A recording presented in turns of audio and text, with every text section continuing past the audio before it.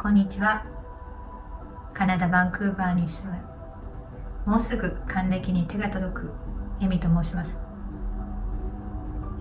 今回第1回、私の人生を通して学んだこと、そして目の見えない存在たちに教えられたこと。私は普通の女の子で、普通の人生を幼少期から20代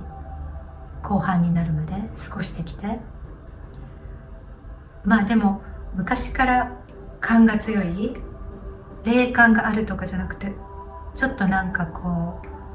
勘が鋭い女の子で、それが娘を産んで、1997年に娘を産んでしばらくすると、も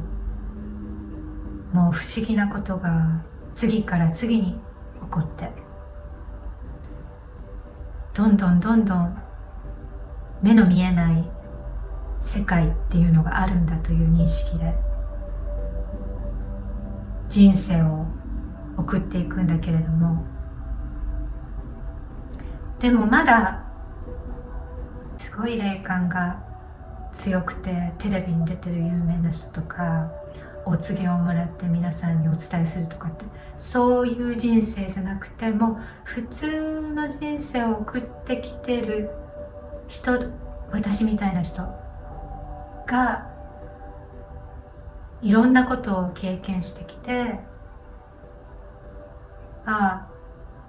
私たちっていうのは目の見えない存在たちとつながっているんだということに気がついて、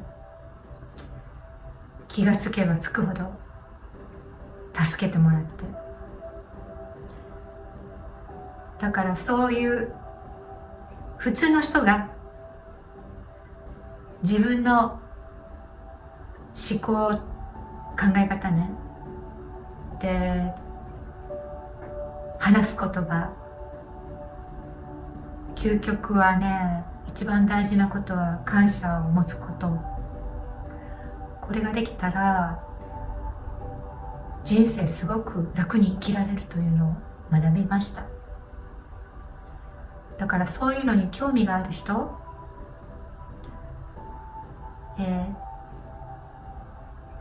私のビデオを見て、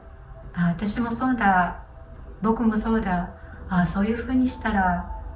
もっと楽になるんだ、そういうような普通のおばさんがそういうことを話して、自分もできるんだと思ってほしい、そういうビデオになったらいいなと思ってます。私のちっちゃい時は少しだけ変わってるといえば、夢がちょくちょく正夢になってる。で、こういう風景見たなとか、多分みんなもあると思う。デジャブみたいな感じで、こういう場面見たことあるぞ、こういう場面覚えてる、知ってる、来たことないのに、そういうの絶対みんなも経験してると思うんだけれども、私もそういうのがすごいたくさんあった。で、一番思い出に残ってるのが、小学校5年生ぐらいの、4年か5年ぐらいの読書感想文を5枚書かないといけないという夏休みの宿題があって、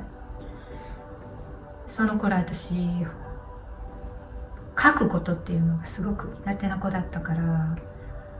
大抵はあらすじ書いて5枚を埋めてたような気がする。で、もういやいやそれを書きながら何日かかけて、多分1週間以上かかったんじゃないかな。それ終わったと思ってどっかにしまって、で新学期9月に入って、新学期もうすぐだから夏休みの宿題用意しとこうとかって思ったら見つからないの、読書感想文が。うちの母親に聞いてもみんな見なかったよって言うし、勉強机の引き出しひっくり返してどっかに挟まってないかなとかって教科書の間見たりしたけど全然なくって、ああまた書かないといけないやとかって思ってて嫌だなっていう気持ちで何日か過ごしてたら、ある晩夢に見たの。自分の手みたいな、それも肘から下ね、肘から下の手が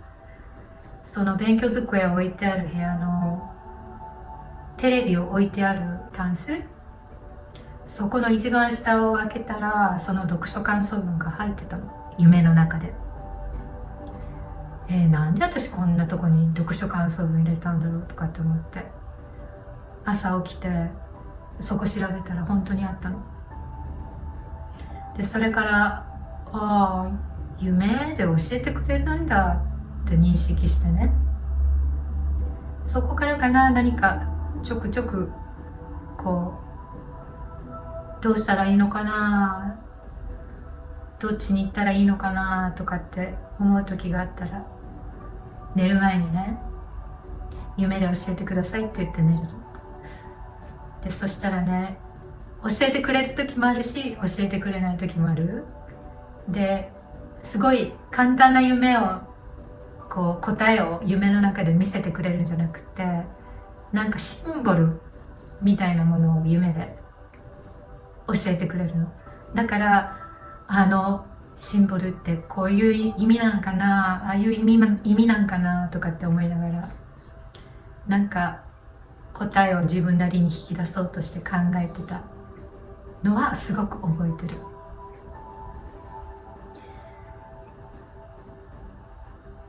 劇的に変わったのが、娘を1997年に産んだ時に1週間も経たない時にね、地震が起こるよっていう声が聞こえたの。で私その時バンクーバーでいて、両親は大阪の日本だし、近所に住む友達に助けてもらいながら子育てしてすごい大変だったの。初めての子供だったし、どうしていいか分かんないし、寝不足だし、疲れてて寝不足だからなんか変な妄想みたいなものが聞こえたのかもしれないとかその時は思ってたんだけど、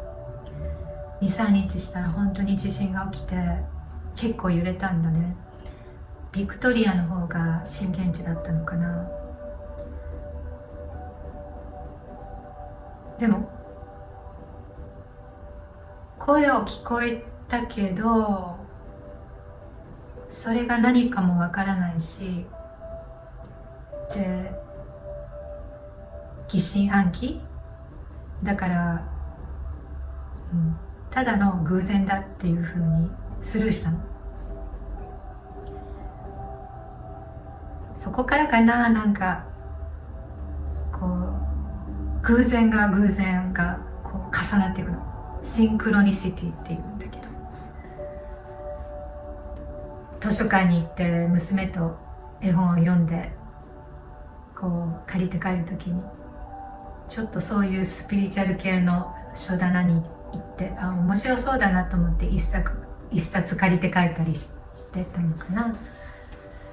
その都度本がねいろんなことを教えてくれるの。すごい面白かった。ホワイトライトの使い方とかで、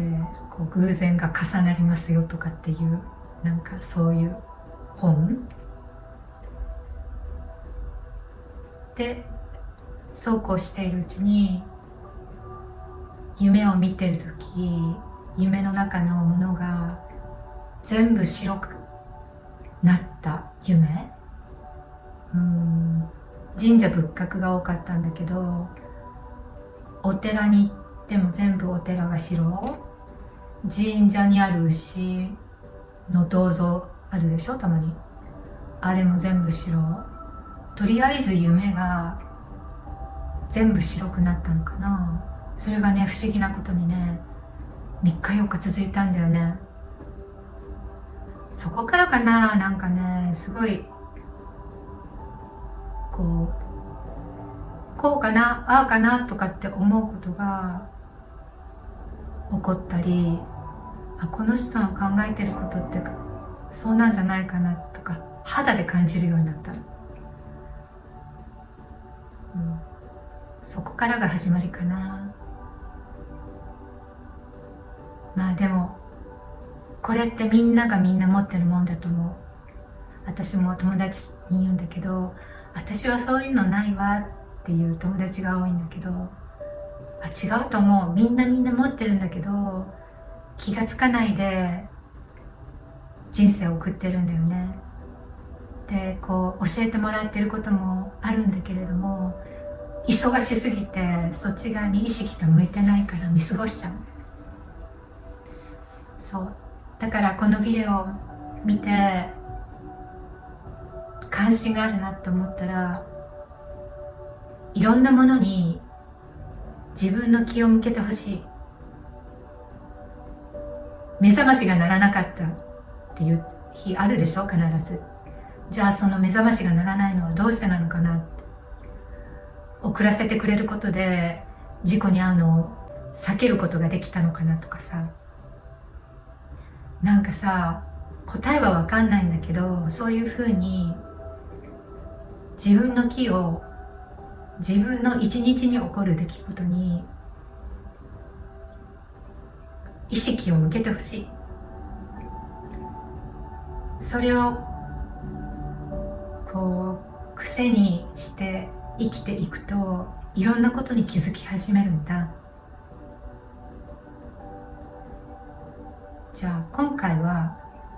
この辺りで、また次回にお会いしましょう。じゃあね、バイバイ。